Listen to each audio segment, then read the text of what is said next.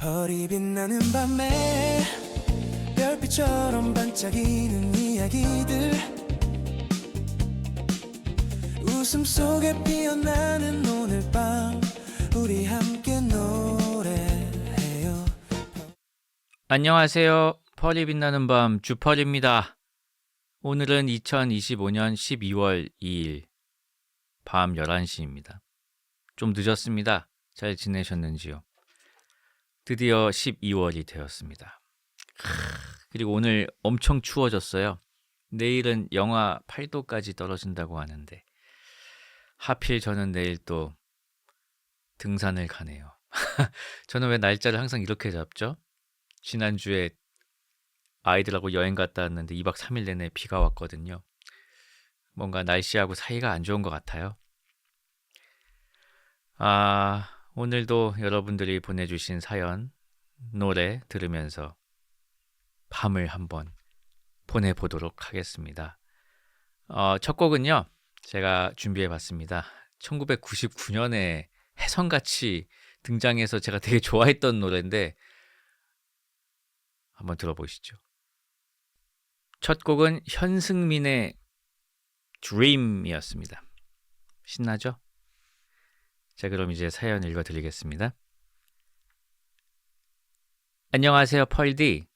매번 운전할 때마다 펄밤을 듣는 그 친구를 위해 저의 연애 사연을 하나 보내볼까 합니다.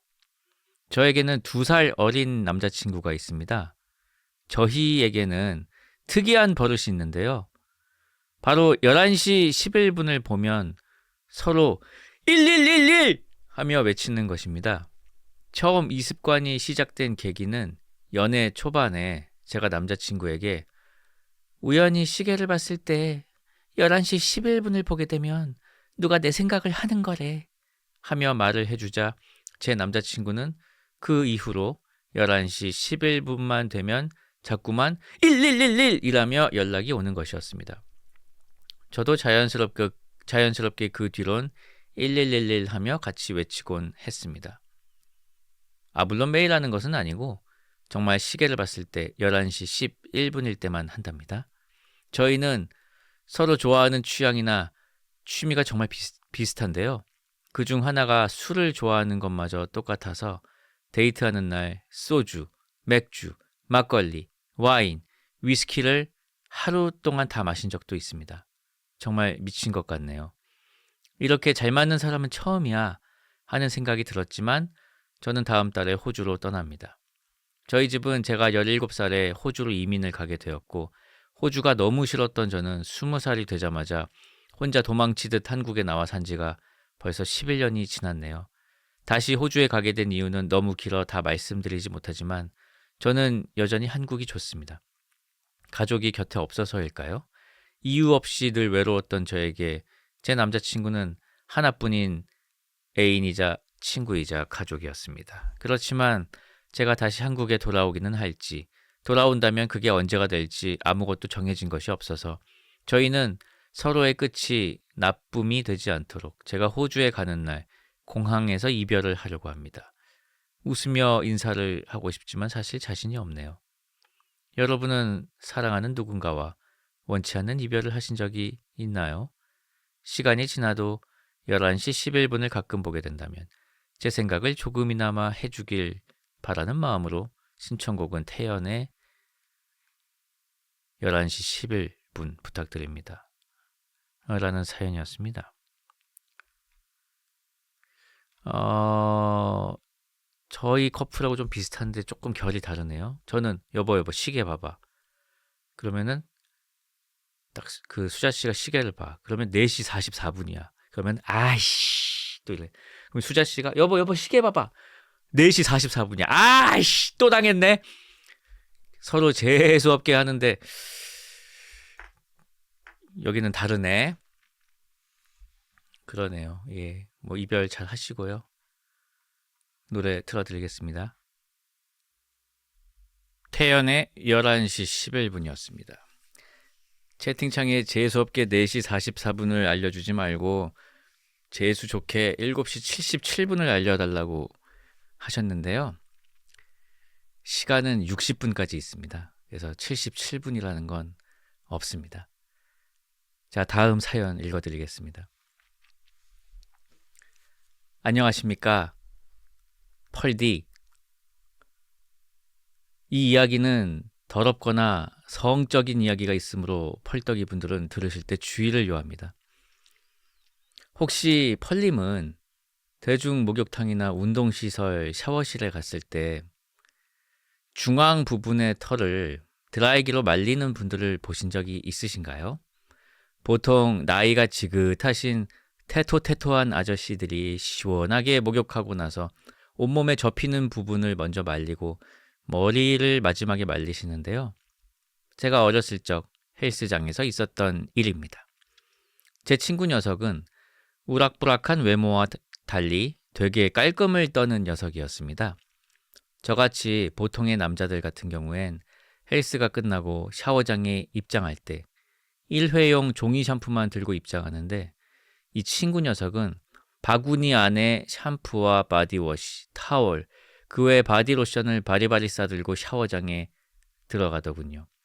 그리고 샤워를 끝내고 거칠게 수건으로 머리를 터는 저와 달리 그 녀석은 두피를 보호하기 위해서 수건으로 머리를 정성스레 감싸고 느긋하게 머리를 말리고 옷을 입고 나오는 친구랍니다.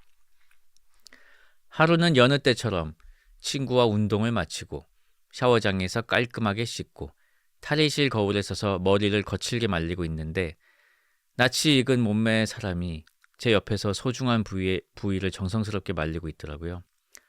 아, 이 자식. 아무리 깔끔을 떤다지만 남들이 다 쓰는 헤어드라이어로 그런 곳을 말리다니. 아, 너 왜 그래? 왜 그런 곳을 말리고 그러냐? 하고 큰 소리로 말하면서 얼굴을 확인한 순간. 아뿔싸. 거기에 있는 사람은 제 친구가 아니라 생전 처음 보는 중년의 아저씨였습니다. 순간 드는 생각은 큰일 났구나 라 싶었는데 의외로 이 아저씨는 제 말을 들었는지 못 들었는지 무심하게 소중한 부분은 물론 온몸에 접히는 부분을 말리고 계시더군요. 순간 저는 얼굴이 빨개져서 두리번거리며 친구를 찾았는데 친구는 옷 보관함의 열쇠를 여유롭게 열면서 옷을 입고 있더라고요. 그래서 황급히 자리를 피해 친구 옆으로 가서 야, 너 내 옆에서 헤어드라이기 쓰지 않았냐? 라고 물었지만 그 친구의 대답은 이미 자기는 머리를 빨리 말리고 옷을 입고 있었는데 왜 그걸 물어보니? 라고 말을 하는 것이었습니다. 그래서 아까 있었던 이야기를 그 친구에게 했더니 그 친구는 포복절도를 하더군요. 얼굴이 빨개지고 반 정도 멘탈이 나간 저는 황급하게 친구와 함께 헬스장을 떠났고 그 이후로 그 아저씨가 오는 시간대에는 운동을 나가지 않게 되었습니다. 지금으로부터 10년도 지난 일이지만 지금도 참 쪽팔리고 아저씨한테 죄송스럽더라고요. 이 자리를 빌어 그 아저씨에게 사과를 드리고 싶습니다. 정말 죄송합니다. 경황이 없어서 사과를 못 드리고 도망쳤습니다. 라고요. 지금도 대중목욕탕에 가면 가끔씩 헤어드라이기로 몸에 접힌 부분을 모든 곳을 말리고 계시는 분들을 보는데요. 처음엔 거부감이 들었지만 나이를 먹을 만큼 먹은 이제는 아무렇지도 않네요. 제 이야기는 여기서 끝입니다. 다들 즐거운 밤 되시길. 신청곡은 샤데이의 스무드 오퍼레이터입니다. 11시 11분이네요. 이야. 그래요. 아마 헤어드라이어 소리가 굉장히 커서 못 들으셨을 거예요. 안녕하세요, 펄님. 때는 바야흐로 찬바람이 불기 시작하고 색색의 낙엽이 차곡차곡 쌓이던 어느 가을날, 저와 제 여자친구는 하루 동안 자신의 고양이를 봐달라는 누나의 부탁에 부푼 가슴을 안고 누나의 자취방으로 향했습니다. 나만 고양이 없어를 밥 먹듯이 외치던 제 여자친구는 천금 같은 기회에 추르며 장난감이며 만발의 준비를 하고 집으로 향했죠. 누나는 반지하 원룸의 남자친구와 동거 중이었습니다. 주변에 번화가가 위치한 덕분에 낮에는 여자친구와 데이트를 하고 저녁 무렵이 되어서야 집으로 들어가게 되었습니다. 고양이는 매우 소심하고 부끄러움이 많았지만 부단한 노력 끝에 마음을 열기 시작했고 그렇게 우리는 행복한 시간을 보낼 수 있었습니다. 원룸인지라 할 건 없었지만 고양이 한 마리가 있는 것만으로도 우린 지루할 새가 없었죠. 한참 동안 넷플릭스도 보고 고양이와 놀며 시간을 보내다 저는 화장실에 들르게 되었습니다. 비록 원룸이었지만 화장실은 꽤 널찍하고 깔끔했습니다. 두 사람이 쓰는 만큼 다양한 세면용품들이 있었고 저는 그것들을 쓱 한번 둘러보고는 볼일을 보기 시작했죠. 여자친구와 전 용변을 모두 튼 상태였기 때문에 눈치 보지 않고 시원하게 볼일을 보았습니다. 저는 평소 대장이 예민한 탓에 자주 화장실을 가는데 어린 시절부터 비대로 조기 교육을 받아온 탓에 비대가 없는 자취방의 변기가 다소 못마땅하게 느껴졌습니다. 별 수 없이 용변을 마치려던 바로 그때 세면대 위로 어떤 기기가 눈에 띄었습니다. 한 손에 들어오는 콤팩트한 사이즈의 심플한 버튼 하나, 그리고 무언가를 발사하는 구멍처럼 보이는 날렵한 주둥이까지.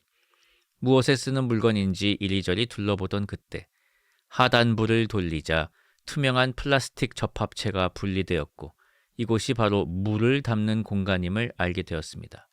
곧바로 물을 틀어 가득 채웠고 다시 상단부와 조립하여 버튼을 누르자 띵!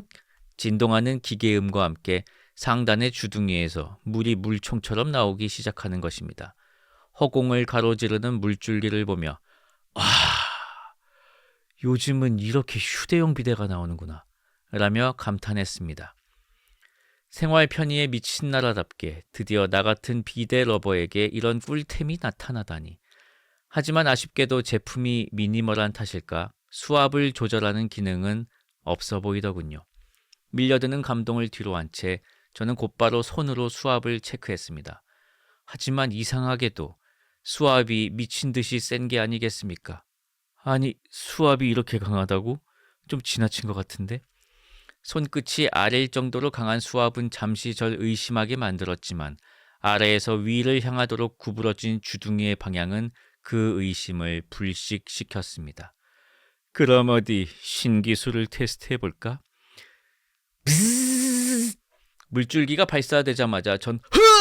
하는 소리와 함께 터져나오는 비명을 참으려 입술을 질끈 깨물 수밖에 없었습니다. 그 녀석의 무자비한 공격은 모든 피부 중에 눈 다음으로 연약한 저의 타겟에 정확하게 강타했고 그 참혹한 고통은 호흡곤란과 함께 눈물을 핑 돌게 만들었습니다. 황급히 버튼을 눌러 작동을 중지시키고 가쁜 숨을 몰아쉬며 다시 한번 이리저리 기기를 둘러보았습니다. 하지만 어디에도 강도 조절 기능은 보이지 않았고 저렴한 제품이라서 수동으로 거리를 조절하는 것이겠구나 라는 생각에 다시 한번 심기일전하여 팔을 최대한 멀리 뻗어 작동 버튼을 눌렀습니다. 더는 고통을 참을 수가 없어 작동을 중지시킨 뒤 일처리를 급하게 마무리 지었고 아무래도 이 제품은 나와는 맞지 않다고 생각하며 화장실 문을 나섰습니다. 비록 저와는 맞지 않았지만 혁신적인 제품을 발견하여 한껏 고양된 마음으로 곧바로 여자친구에게 이 제품을 알려주었습니다. 펄순아, 이것 봐. 요즘에는 이렇게 휴대용 비데가 나오나 봐. 근데 너무 아파서 나는 못 쓰겠어. 에? 그런 게 있다고? 어디 봐봐. 제 손에 든 기기를 보고는 여자친구는 경악을 하며 말했습니다. 그걸 네 똥꼬에 했었어? 그리고 3초 뒤 배가 찢어지도록 웃더군요. 그렇습니다. 제가 휴대용 비데로 오인하여 사용한 그 제품은 바로 강력한 수압을 이용하여 치아의 이물질을 제거하는 용도로 누나의 남자친구가 사용하던 워터픽 구강 세정기였던 것입니다. 저는 그것도 모른 채 그것을 비데처럼 사용했던 것이죠. 제 여자친구는 바닥을 대굴대굴 구르며 한참을 웃다가 혹시 찢어지진 않았냐고 묻더군요. 다행히도 상처는 없었지만 저는 생면부지의 남성의 구강세정제를 험한 곳에 사용했다는 죄책감과 말도 안 되는 발상을 한 제 자신의 멍청함에 잠시 동안 충격에서 벗어날 수 없었습니다. 비록 웃음거리가 되었지만 여자친구와 배가 찢어지게 웃을 수 있는 비밀 추억이 생긴 것에 만족하기로 했지요. 시간이 지나 누나는 남자친구와 헤어지게 되었지만 아직도 그날의 비밀은 솔직하게 털어놓지 못했습니다. 기회가 된다면 이 사연을 누나에게 들려주고 싶네요. 날씨가 쌀쌀한 요즘 모두들 감기 조심하시고 따뜻한 연말 보내시길 바랍니다. 하나 둘 셋 주펄 화이팅.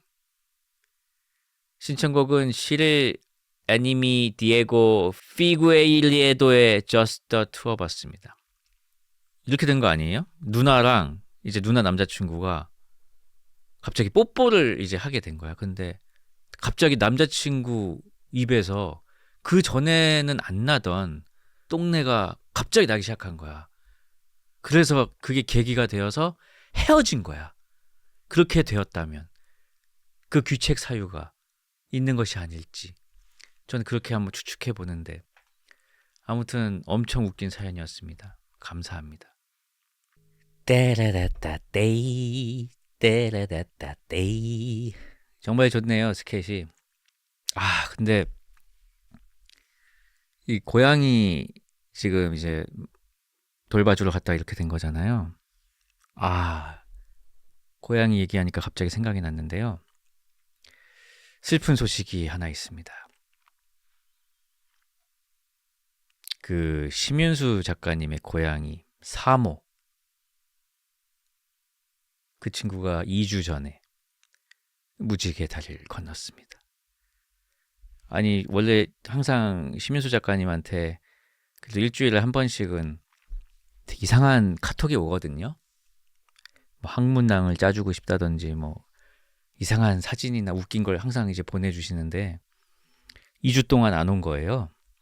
그러니까 뭔 일이 있나 싶었는데 사모가 2주 전에 저기로 이제 먼 곳으로 떠나서 2주 동안 이제 힘들었대요. 그러고 나서 이제 소식을 올렸더라고요. 그래서 참 진짜 이쁜 녀석이거든요. 윤수 작가님의 고양이 사모의 명복을 빌면서 제가 노래 하나 틀었습니다. 짬이랑 만나서 잘 놀았으면 좋겠네요. 가을방학의 언젠가 너로 인해였습니다. 자, 다음 사연 읽겠습니다.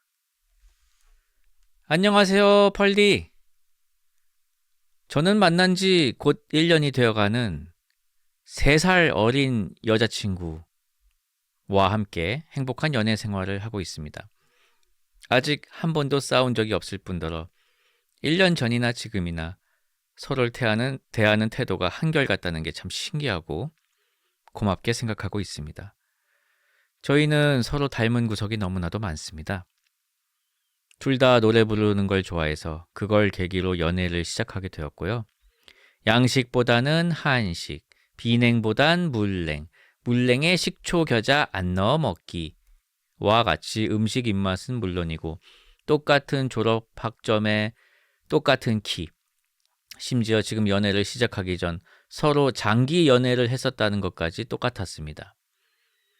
연애 경험 10번 있는 애인 vs 장기 연애 10년 한 애인 중에 차라리 연애 경험이 많은 애인을 고르는 사람이 많을 정도로 장기 연애자를 부담스러워하는 사람들이 많은데 둘 다 장기 연애 경험이 있다 보니 그래도 서로를 조금이나마 이해할 수 있겠다 싶어서 다행이라 생각했습니다. 앞으로 마주하게 될 사건을 겪기 전까진 말이죠. 때는 여자친구와 함께 PC방 데이트를 갔던 날이었습니다. 저는 어릴 때부터 PC 오락은 오직 축구 오락만 해왔기 때문에 그날도 어김없이 FC 온라인을 하고 있었습니다. 옆을 슬쩍 보니 여자친구는 오버워치를 하고 있더라고요. 개인적으로 오버워치는 너무 정신없는 게임이라 생각해서 단 한 번도 해본 적이 없는 게임이었습니다. 1시간 정도 각자 게임을 하다 보니 문득 아니 이거 같이 놀러와서 너무 각자 노는 거 아니야? 라는 생각이 들었습니다. 그래서 제가 먼저 제안을 해봤죠. 나도 오버워치 해볼까? 나 좀 알려줄래? 그렇게 저는 태어나서 처음으로 오버워치라는 게임을 해보기 위해 회원 가입을 했습니다. 에? 분명히 저는 처음 하는 게임인데 아이디가 있다는 겁니다. 이상하다는 생각을 뒤로하고 아이디와 비밀번호를 찾아 로그인에 성공한 그 순간 앞불싸! 닉네임 펄순 하트 펄떡. 닉네임에 제 이름과 전 여자친구의 이름이 떡하니 쓰여져 있지 뭡니까? 심지어 가운데에 하트까지. 어떻게 된겨? 기억은 안 나지만 제가 전 여자친구와 오버워치를 한 적이 있었나 봅니다. 어차피 앞으로 안 할 게임이란 생각으로 닉네임을 그냥 대충 지었었던 것이겠지요. 식은땀을 뻘뻘 흘리면서 펄순이가 보기 전에 여자친구가 보기 전에 닉네임을 변경해 보려고 온 메뉴를 뒤져보았지만 긴장해서 그런지 도저히 눈에 들어오지 않았습니다. 그 순간 전 여자친구 이름이 펄순인가 봐? 아하! 역시 먹잇감을 놓치지 않고 바로 물어버리는 여자친구. 저는 쭈근쭈근 뛰는 심장을 부여잡고 이 난감한 상황을 타파하기 위해 다른 제안을 했습니다. 서든 어택도 할 줄 안 됐지? 나도 아저씨라 왕년에 총질 좀 했었어. 우리 그거나 같이 할까? 옆에서 느껴지는 눈초리가 몹시 따가웠지만 허겁지겁 상황을 무마하고 오버워치를 종료한 뒤 여자친구와 함께 서든 어택을 켰습니다. 와, 서든 어택은 어떻게야, 아직도 옛날 화면이랑 똑같네. 해상도 좀 봐.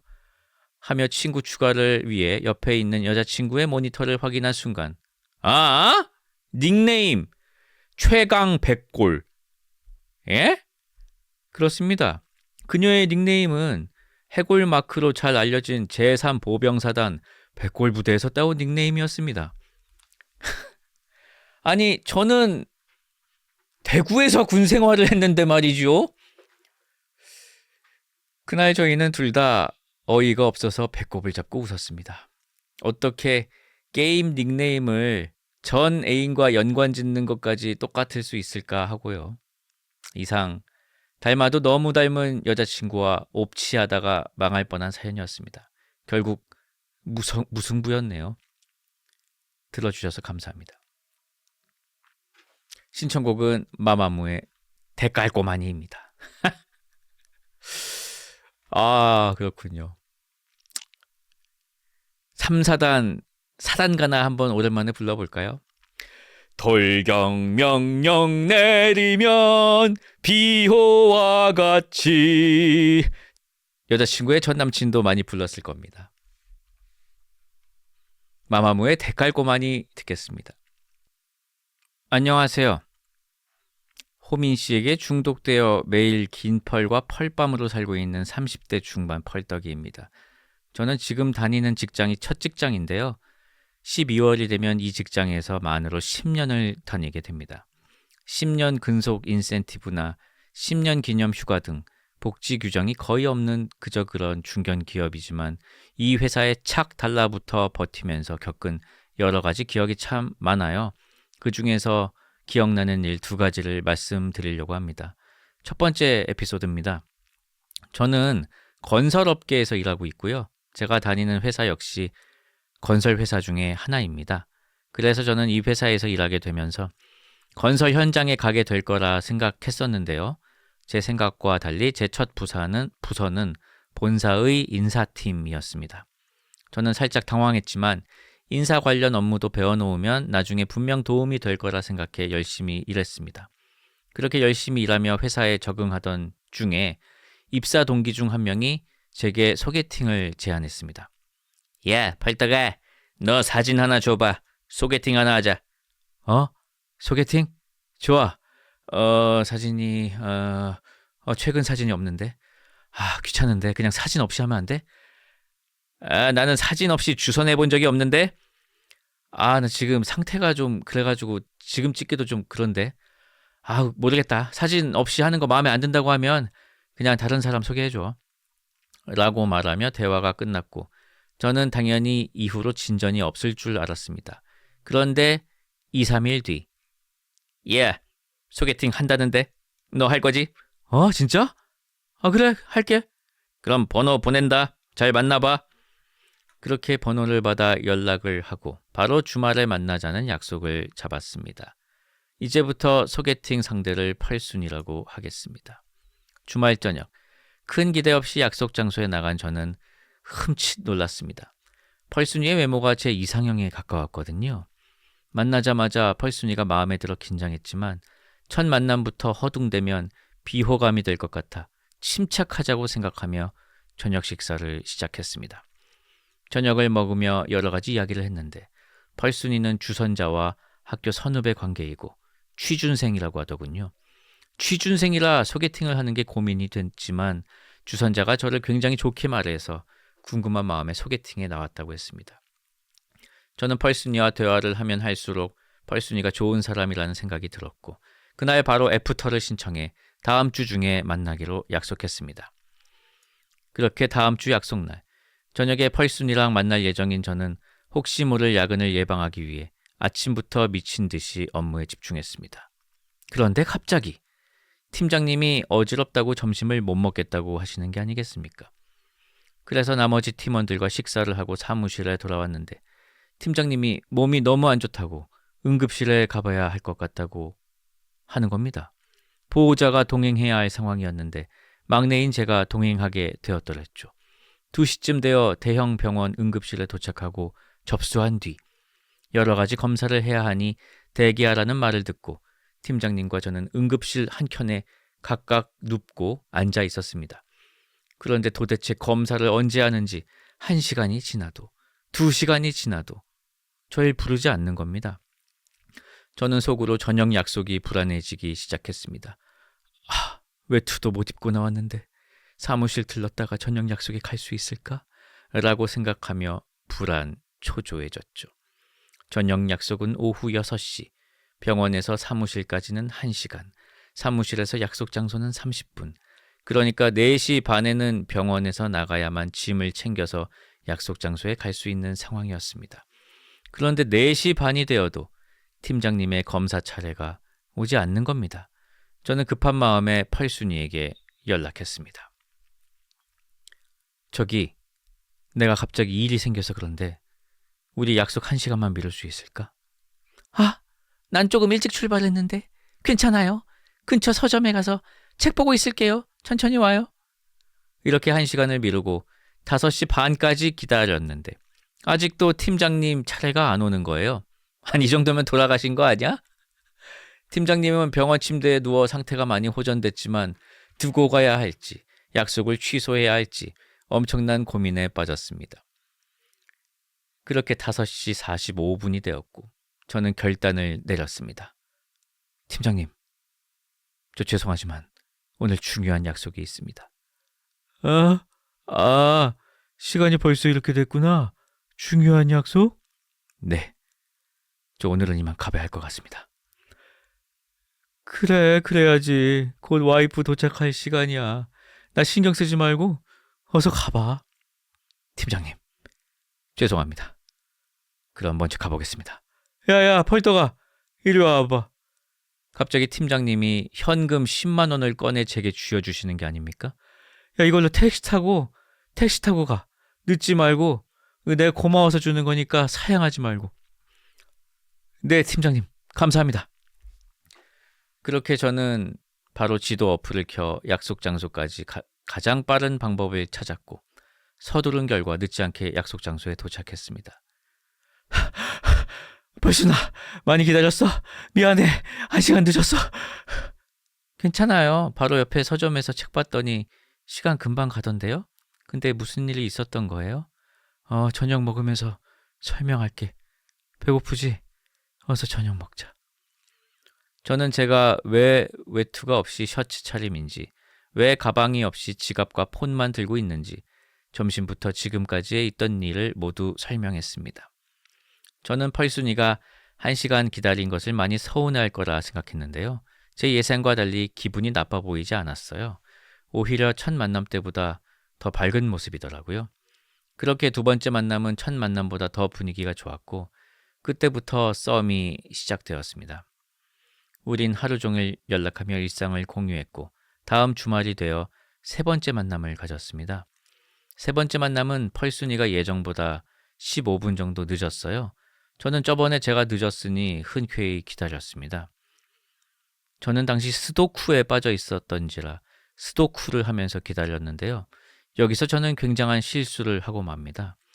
스도쿠를 좋아하시는 분들은 아시겠지만 이거 중간에 끊으면 다시 푸는 게 굉장히 피곤하거든요. 스도쿠에 집중해서 풀고 있는데 펄순이가 온 겁니다. 하지만 스도쿠에 정신이 팔려있던 저는 오빠! 펄순이 왔어? 잠깐만, 나 10분, 아니 5분만? 이렇게 펄순이보다 스도쿠를 우선시해버린 겁니다.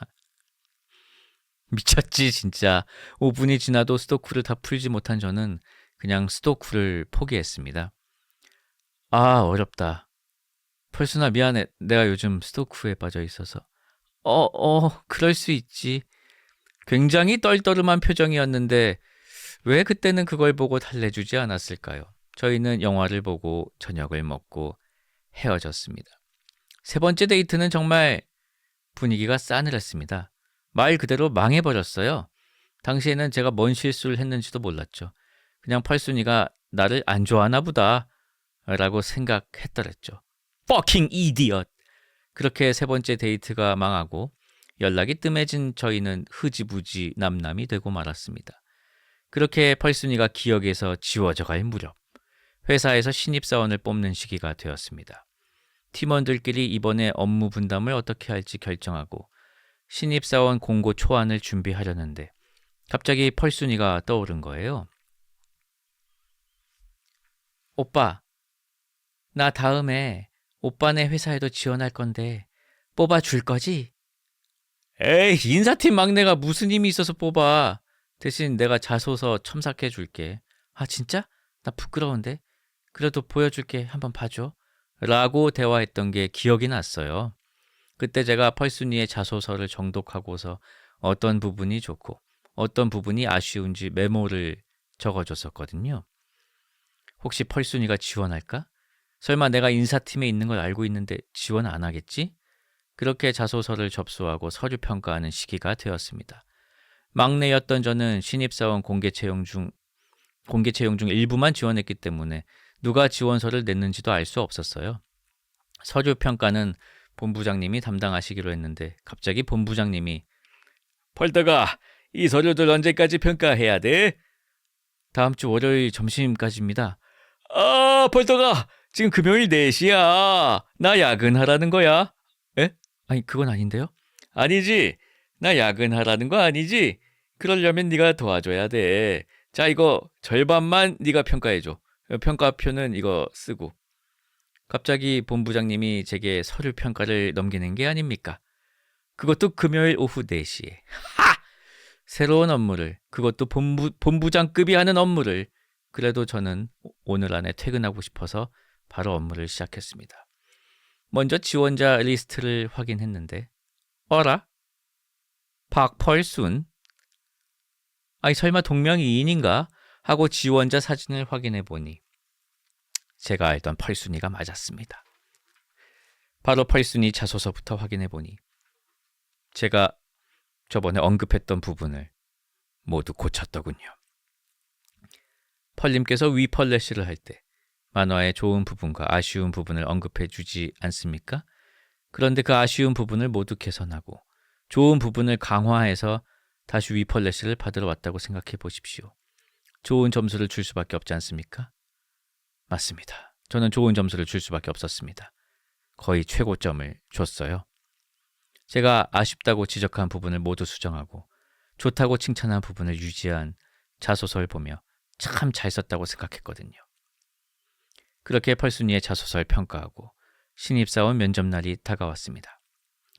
저는 역시 면접 당일까지 면접에 누가 오는지 알 수 없었지만 펄순이도 오지 않을까 내심 기대했습니다.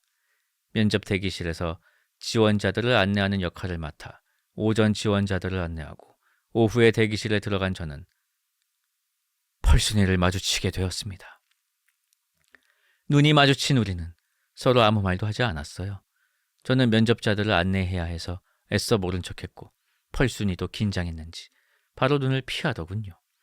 펄순이는 마지막 면접조에 속했고 제가 펄순이를 면접실로 안내하게 되었습니다. 면접이 끝나면 커피라도 한잔 하자고 해야겠다라고 생각하며 아무도 없는 면접 대기실을 정리하고 면접이 끝날 시간에 맞춰 면접실로 향했습니다. 드디어 면접 끝났다. 수고했어. 과장님, 마지막 지원자들은 어떻게 안내할까요? 신경 쓰지 마. 마지막은 면접관들이 피곤했는지 빨리 끝나서 내가 지원자들 다 안내하고 정리도 다 했어. 과장님은 면접 진행자로 면접실 안에서 면접자들을 안내했는데 마지막 면접이 일찍 끝나서 이미 집에 보냈다는 겁니다. 혹시 몰라 서둘러 건물 입구까지 나가봤지만 펄순이는 찾을 수 없었습니다. 이미 번호도 지워버려서 연락할 수단도 없었어요. 펄순이가 회사에 합격해서 다시 볼 수 있길 바랐지만 안타깝게도 펄순이는 최종 합격 명단에서 찾아볼 수 없었고 그 뒤로는 펄순이를 만나지 못했습니다. 제 친구 중에 한 명은 지원자 인적사항을 확인해서 연락하면 안 됐냐고 했지만 지원자 인적사항을 사적인 용도로 취하는 건 엄격히 금지되고 있기에 그럴 생각도 하지 못했었네요. 힘든 회사 생활 중에 즐거운 추억을 만들어준 펄순아, 행복해야 한다. 쓰다 보니 에피소드가 너무 길어졌네요. 두 번째 썰은 좀 더 재미있는데 이 사연의 반응이 좋으면 다음 기회에 적도록 하겠습니다. 그리고 팀장님은 그때 검사 몇 개 하고 바로 다음날 출근하셨습니다. 다행히 큰일은 아니었습니다. 신청곡은 펄순이가 좋아했던 노래인 성시경의 희재입니다. 그럼 펄디도 펄떡이 분들도 모두 메리 크리스마스! 라는 사연이었습니다. 성시경의 희재였습니다. 다음 사연입니다. 안녕하세요. 주펄님. 약 2주 전 다 쓴 인공 눈물 통이 아까워서 에탄올 70% 손소독제를 넣어둔 걸 깜빡했는데 오늘 회사에서 근무 중에 그걸 눈에 2방울 떨어뜨렸다가 까무러치게 아파서 물로 열심히 씻는 중에 떠오른 썰입니다. 때는 바야흐로 코로나 유행 시절. 저는 회사를 다니다가 코로나에 걸려 혼자 시름시름 앓게 되었더랬죠. 근데 유독 그날은 열이 펄펄 나서 움직이기도 힘들고 땀이 삐질삐질 나지 뭡니까? 특히 목이 원래부터 약했던 저는 편도가 부어서 침 삼키기도 힘들어 잠을 못 잘 정도로 아팠어요. 물이 너무 마시고 싶은데 일어날 힘도 없고 마침 방 안에 두었던 물통도 다 비어 있었지 뭡니까? 심지어 새벽이라 누군가를 부르기도 힘든 시간대였죠. 그날 전 목이 너무 말라서 액체기만 하면 뭐라도 넣고 싶다 싶을 정도로 갈증이 심했던 것 같습니다. 그때 제 눈앞에 보인 건 인공 눈물, 개별형과 여자들이라면 다 아는 온천수로 만들었다는 미스트였습니다. 인공 눈물은 예민한 눈에도 들어가는 거니까 입에 들어간다고 해도 나름 맛돌이이지 않을까 싶었고 미스트는 온천수로 만들었다고 하니 일반적인 미스트보다는 먹을 수 있지 않을까 했습니다. 기안84 아니야? 아마 아파서 잠깐 정신이 오락가락했기 때문에 저지른 일이지 않을까 싶습니다만 과연 저는 진짜 먹었을까요? 예, 먹었습니다. 근데 말이죠. 인공 눈물은 약간의 짭조름한 맛이 있어서 괜찮았지만 용량이 너무 적어서 쓸모가 없더라고요. 몇 통이 있었으면 좀 나았을 텐데 하나밖에 보이지 않길래 그거라도 먹어봤지만 아무런 효과를 주지 못했습니다. 그래서 어쩔 수 없었습니다. 미스트를 입에 대고 살포할 수밖에요. 심지어 안개 분사 미스트라 입안 곳곳에 뿌리기 좋지 뭡니까? 결국 진짜 입안에 통을 넣고 무슨 구강 케어 뿌리듯이 미스트를 뿌렸고요. 처음에 입에 들어올 땐 나쁘지 않을지도 라고 생각했습니다. 하지만 얼마 지나지 않아 압불사. 진짜 핵 맛없었습니다. 나름 물이긴 한데 그 화학적인 쓴맛과 알 수 없는 이상한 느낌이 목을 훑고 지나가는 그 감각. 아직도 생각하면 소름 돋습니다. 제가 먹어본 액체 중에 최악이었어요. 정말 맛없었습니다. 그래도 나름 갈증 해소에는 아주 도움이 되었는지 그냥 다시 쿨쿨 잠들었던 기억이 납니다. 입에 뿌린 미스트가 제 목을 모이스처하게 해줬을까요? 며칠 뒤 전 싹 나았고 회사를 나왔습니다. 숭하다 보니 어디 가서도 말하지 않은 건데 쭈펄 카페라면 말해도 될 것 같았습니다.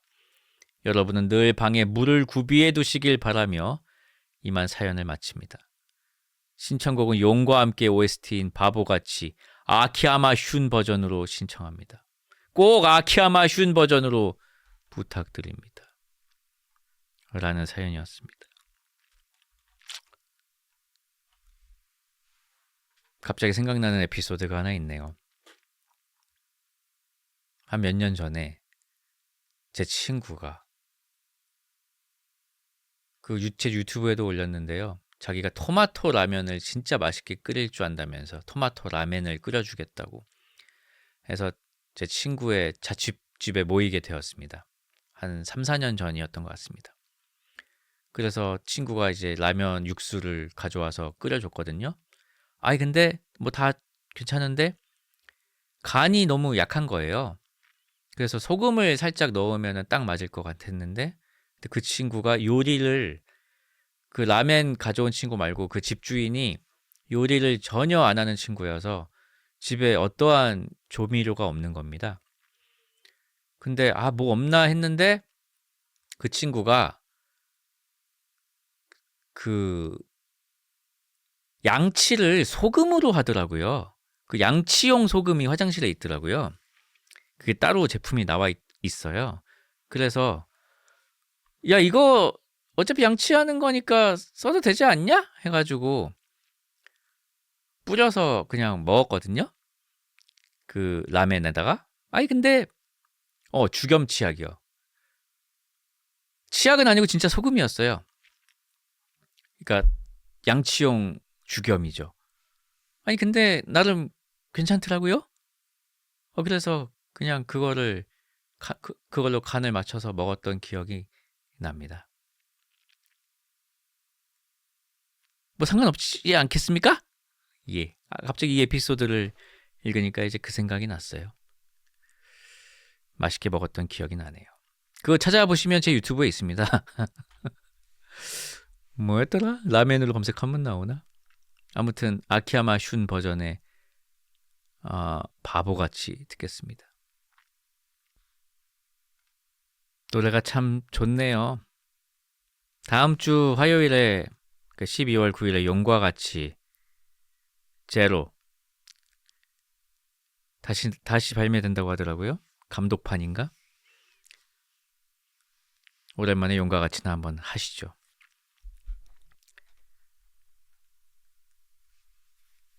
자, 다음 사연 읽겠습니다. 안녕하세요, 쭈펄 작가님. 설거지하면서 산책하면서 펄밤 재밌게 듣고 있습니다. 출근하는 길에 듣다가 우리 동네 마을버스 얘기가 생각나서 몇 자 적어봅니다. 우리 동네에는 역으로 나가는 마을버스가 있는데요. 이 노선에서 신입기사님들, 인턴 기사님들이 많이 연수를 받으시는 것 같아요. 보통은 사람이 많지 않은 낮 시간대에 고참 기사님을 같이 태우고 조언도 듣고 감시와 교육을 받으시며 연수를 받는 모습을 많이 보았는데 그날은 아침 출근길 버스를 인턴 기사님이 하시더라고요. 기사님의 오른쪽 뒤에 고참 기사님이 동승하고 계셨습니다. 저희 아파트 정류장은 사거리에 있어서 정차했다가 출발하면 바로 우회전을 해야 하는데요. 그 사거리에서 우회전을 하다가 그만 시동이 꺼져버렸습니다. 버스 운전은 조작이 굉장히 어려운 것인지 덜커덕 기아를 조작하시고 다시 그릉 우회전을 하려고 하면 하고 시동이 꺼지기를 반복했습니다. 어찌나 긴장하신 게 눈에 보이던지 다시 시동을 걸려고 하셨지만 계속 실패하다가 신호가 끝나버리고야 말았습니다. 출근길에 만원 버스. 수많은 사람들의 눈초리가 기사님의 등에 꽂혀 있고 기사님의 식은땀이 보이는 것 같았던 건 제 착각일까요? 고참 기사님께서 이렇게 클러치를 어쩌고 침착하게 다시 해봐요. 이렇게 침착하게 조언을 해주셨지만 그 시간은 한창 출근길이었고 버스는 꽉 차 있고 경의중앙선을 타러 가는 버스였는데다가 경의중앙선은 전철 중에서도 악명의 노선이라 한번 놓치게 되면 아주 그냥 뒷일은 생략하겠습니다. 아무튼 저는 다행히도 그날 여유롭게 나와서 조금 지체되어도 괜찮았지만 혹시나 다른 사람들이 이거 빨리 좀 가봐요. 지각하겠네. 등등 쓴소리를 할까봐 저까지 조마조마했습니다. 그러던 차에 드디어 인턴 기사님이 다음 신호가 되었습니다. 다시 한번 시동을 걸고 우회전을 하려던 순간 앞불싸 또 시동이 꺼져버린 것이었습니다. 제가 조금이나마 이 성향이었다면 기사님 화이팅! 이라고 외치고 싶었지만 워낙 아이의 성향인 것이 그때는 왜 그렇게 아쉽던지 고참 기사님이 심호흡을 한번 하고 다시 해보라고 하셨지만 결국 두 번째 신호를 놓치고 나서는 고참 기사님께서 바꿔서 운전을 하기로 하셨습니다. 놀라운 건 사거리 신호를 두 번이나 놓치는 동안 그 버스 안에 있는 많은 사람들이 아무도 기사님을 나무라거나 뭐라 하지 않았다는 것입니다. 우리는 다들 우리가 처음이었던 때를, 서투르고 너무 떨리고 긴장되었던 때를, 첫 발을 내딛었던 언젠가의 시절을 기억하고 있었나 봅니다. 그 버스에서 내리면서 작아진 어깨로 앉아있는 인턴 기사님께 기사님 힘내세요. 다음에는 더 잘하실 거예요. 라고 차마 말하지 못했던 아쉬운 마음을 기억합니다. 그래서 어쩌면 어떤 사람들은 침묵으로 누군가를 응원하고 있었던 걸지도 모른다는 생각이 들었어요. 그러기엔 침묵은 힘이 없을지도 모르지만 어쩌면 비겁할지도 모르는 변명일 수도 있지만 바쁘고 바쁜 현대사회와 피곤한 내 삶을 돌보느라 정신이 없어서 차마 목소리를 내진 못했지만 그 침묵이 사실은 고요한 응원이었을지도 모른다는 생각이 들었습니다. 저는 예전에는 그 침묵이 저를 향한 비난이라고 생각했어요. 저것은 비난일지 모른다. 말하기가 껄끄러워서 말하지 않은 것뿐이다. 라고 생각했죠. 그런데 그 인턴 버스를 타고 내리면서 아무도 뭐라 하지 않아서 너무나 다행이었던 그 마음을 기억하면 어쩌면 침묵은 차마 목소리를 내지 못한 사람들의 고요한 응원이었을지도 모른다는 느낌이 들어요. 하지만 목소리를 내주었다면 더 좋았겠죠? 좀 더 힘이 되었겠죠? 이제는 조금은 힘을 내서 용기를 내서 목소리를 내어보려고 합니다. 제가 좋아하고 아끼는 것들을 위해서요. 더 크게 응원하지 못해 미안했습니다. 하나, 둘, 셋, 주팔 화이팅! 신청곡은 백예린님의 그건 아마 우리의 잘못은 아닐 거야 신청합니다. 라는 사연이었습니다. 나 저 기분 알 것 같아요. 제가 또 운전병 출신 아니겠습니까? 저도 시동을 정말 많이 꺼먹었어요. 그렇게 큰 차들, 특히 수동 차량은요, 시동이 되게 잘 꺼져요. 그때마다 이제 공도에서 실제로 훈련 받다가 이렇게 꺼지면요, 정말 옆에서 또 불같이 화를 내거든요, 조교들이. 그러면은 더 정신이 없어지니까 더 실수를 하게 되고, 그때 그 식은땀이 줄줄 흐르는 그 상황. 기사님도 얼마나 힘들었을까요? 다행히 아무도 성토를 하지 않았네요. 그럴 때는 시동이 꺼질 것처럼 차가 막 부들부들 될 때는 클러치를 꽉 밟아주면 절대로 시동이 꺼지지 않는답니다.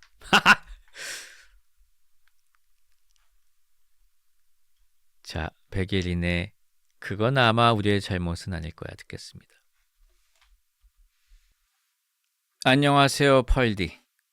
혹시 펄디는 불닭볶음면을 좋아하시나요? 저는 어렸을 때는 좋아했는데 요즘은 너무 매워서 가끔 별미로 즐기는 것 같습니다. 하지만 입맛이 바뀌었는데도 불닭만 보면 어릴 때 에피소드가 떠오르는데요.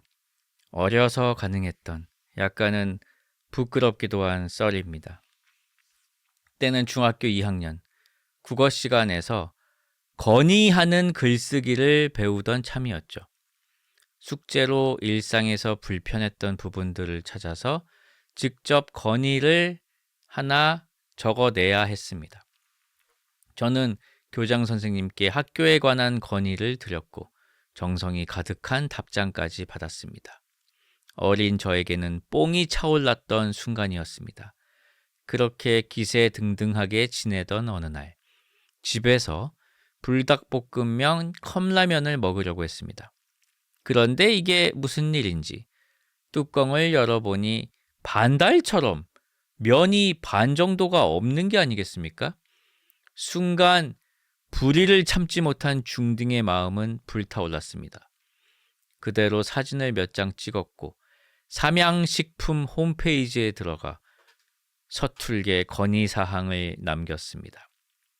그렇게 해결이 됐다고 생각했고 양이 부족한 불닭을 즐겼지요. 뿌듯함의 유통기한은 더욱 길어진 건 당연지사고요. 그러던 어느 날 낯선 주소로 메일이 와서 받아보니 삼양식품이었습니다. 문의해 주신 건으로 연락을 드린다. 집 주소를 알려주시면 보상을 해드리겠다고요. 그 순간 뿌듯함의 유통기한은 만료됐습니다. 대뜸 겁이 났던 것인데요. 있는 그대로 사실을 말했던 건데도 괜히 일부러 라면 한 박스 받으려고 꾸민 듯한 기분이 들었습니다. 우리 집에다가 경찰을 부를 것 같다는 레전드 망상까지 했죠. 심지어 라면도 바로 먹어버려서 물증도 없었고요. 그리고 너무 당황한 나머지 이 일이 없었던 일이길 바라며 그동안 나누었던 전화 내역과 메일 내역을 모두 지워버렸습니다. 잊지도 않은 혐의의 알리바이를 하나씩 없애며 본의 아니게 완전 범죄를 저질러버린 것입니다. 그렇게 며칠을 쫄아있던 어느 날 집에 돌아오니 어머니께서 제 이름으로 택배가 왔다고 했습니다. 저는 이미 심신이 미약해졌기 때문에 걱정부터 했지만 다행히도 택배는 불닭볶음면이 20개 정도 들어있는 박스였지요. 사과문도 있어서 죄송한 기분. 한편으로는 불닭볶음면을 20개나 받아서 좋았던 기억. 무엇보다 내가 잘못한 게 아니야 라고 확신을 지어 좋은 추억으로 제게 남았네요. 그때 일 처리를 해주신 삼양식품 관계자 여러분, 그때는 정말 감사했습니다. 펄디는 어렸을 때의 미숙함으로 인해 과대 망상을 한 경험이 있을까요? 있으시면 들어보고 싶네요. 어느덧 12월이네요. 신청곡은 핑클의 화이트입니다. 자, 오늘의 마지막 사연입니다. 그리고 놀랍게도 진짜 마지막 사연입니다. 12월 2일 사연입니다. 이 사연을 마지막으로 펄이 빛나는 밤은 사연이 없습니다. 자, 일단 읽겠습니다. 안녕하세요.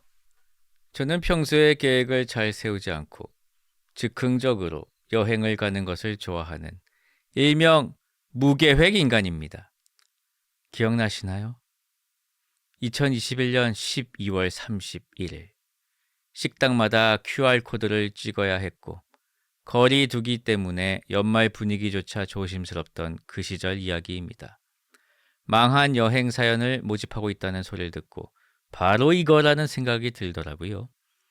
오래 지난 이야기이지만 상세하게 기억하는 이유는 그날이 너무 인상적이어서 대학 에브리타임에 올려야겠다는 생각으로 메모장에 적어놨기 때문입니다. 그럼 시작하겠습니다.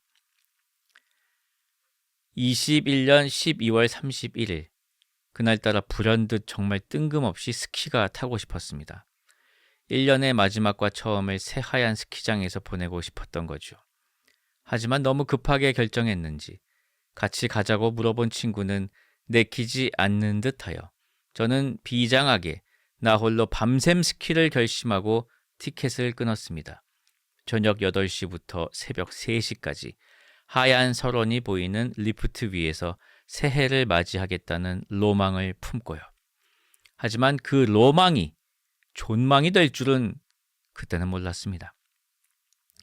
서막은 스키장을 향하는 셔틀버스 정류장 가는 길부터였습니다.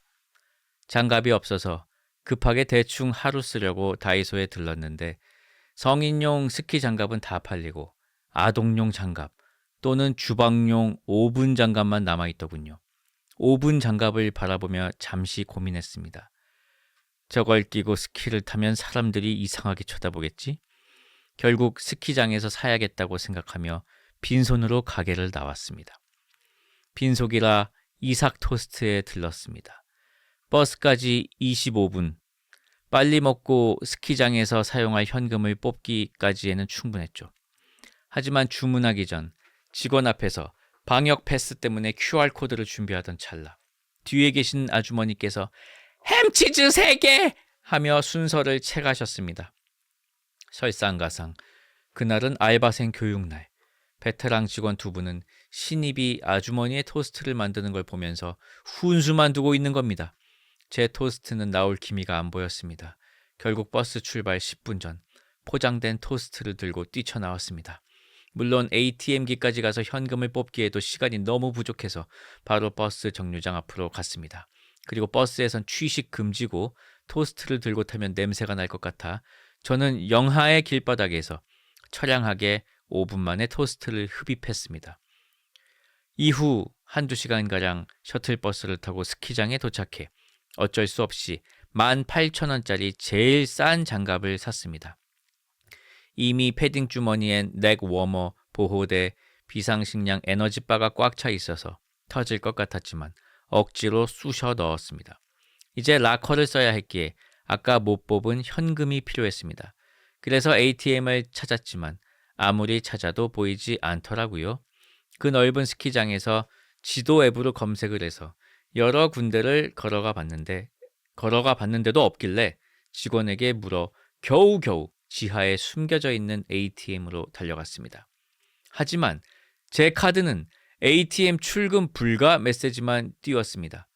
이상하다 싶었습니다. 아까까지 카드 결제가 아무 문제가 없었거든요. 은행 앱으로 온갖 씨름을 해도 ATM 출금 제한 해제가 안 되더라고요. 사실 이때 그냥 집에 가는 셔틀버스를 바로 타버릴까 고민했습니다. 하지만 꾹 참은 뒤 없는 사회성을 끌어내어 결국 옆에 계신 남자분께 사정하고 그분께 송금을 해드리고 현금 10,000원을 겨우 손에 넣었습니다. 이때 알았어야 했습니다. 우여곡절 끝에 옷을 갈아입으러 탈의실에 들어갔는데 주머니가 가볍더군요. 방금 산 장갑이 사라졌던 겁니다. 산지 20분도 안 됐는데 말이죠. 제가 지나다녔던 길을 다시 다 돌아다녔습니다.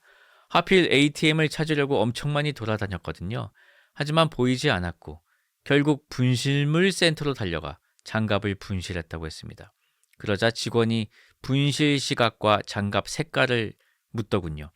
왕년에 PC방 알바를 하며 수많은 우산을 습득한 경험이 있는 저로서는 시간을 넉넉하게 말하면서 대충 검은색이라고 하면 하나쯤 얻어 걸린다는 걸 알지만 방금 잃어버렸고 검은색입니다 라고 솔직하게 말했습니다. 허나 돌아온 대답은 없습니다 였습니다. 한숨을 쉬며 다시 용품점으로 갔습니다. 아까와는 다른 가게였죠. 제일 싼 게 얼마예요? 라고 물었더니 직원분이 18,000원입니다 라고 하는 동시에 흰색 검은색 장갑을 내보이며 이게 제일 잘 나가요 하시더군요. 전 당연히 물어본 대로 18,000원인 줄 알고 검은색 장갑 계산을 해달라고 했습니다. 그러자 직원분이 20,000원입니다 라고 말하면서 잽싸게 카드를 꽂더라고요. 알고 보니 제일 싼 건 18,000원이지만 직원분이 추천한 건 20,000원이었던 겁니다. 다시 환불할 힘도 없어서 그냥 조용히 눈물을 삼키며 나왔습니다. 이후에는 어찌저찌 혼자 즐겁게 스키를 탔습니다. 스키를 타다 보니 어느덧 자정, 2002년 새해 종이 울렸습니다.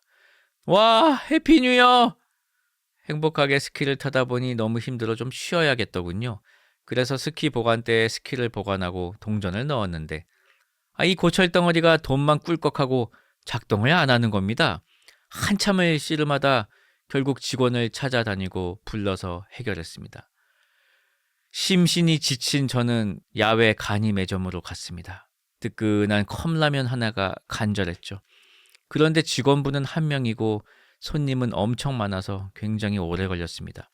긴 줄을 기다리고 컵라면을 주문하려고 했는데 제 바로 앞에서 다른 직원분이 말통을 들고 와 뜨거운 물통에 차가운 생수를 콸콸콸 들이부으셨습니다. 그러더니 물 끓는 시간 10분을 더 기다려야 한다고 하더군요. 하지만 너무 배가 고파서 덜덜덜 떨며 어쩔 수 없이 10분을 더 기다리고 주문하며 카드를 내밀었죠. 그런데 직원이 말합니다. 손님, 유효기간이 만료된 카드인데요?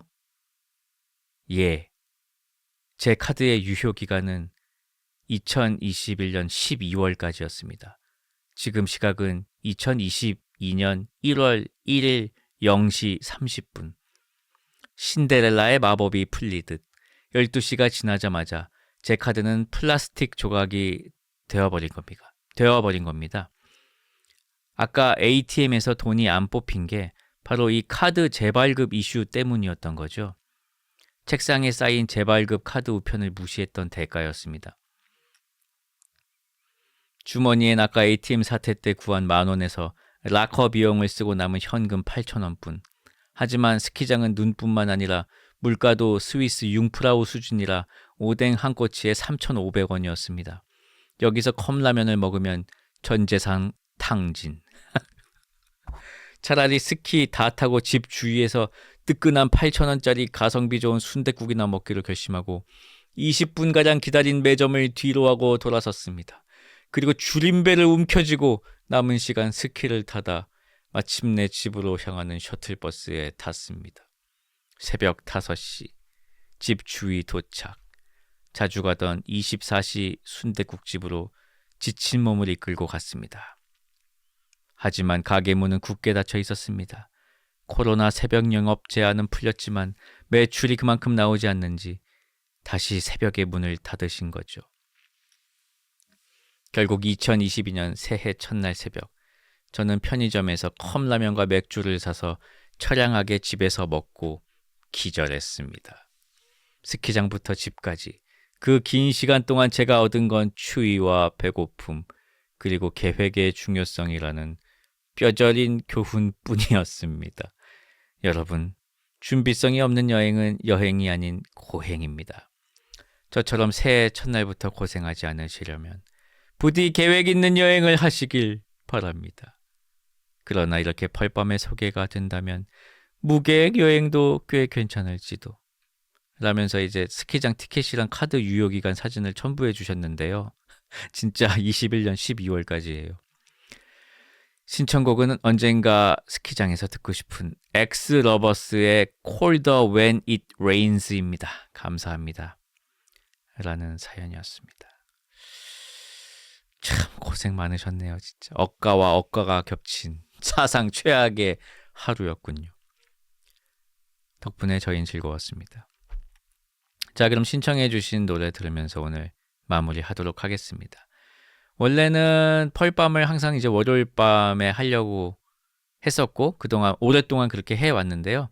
이제는 사연이 고갈 상태이기 때문에 앞으로는 정말 예전처럼 게릴라 방송으로 다시 돌아가야 할 것 같습니다. 사연이 한 12개 정도 쌓이면 하나씩 방출하는 그런 방송이 될 것 같습니다. 아무튼 지금까지 사연 많이 보내주셔서 감사하고요. 긴 사연 하나 있는데 오늘 소개하기엔 너무 길어가지고요. 다음 시간에 소개하도록 하겠습니다.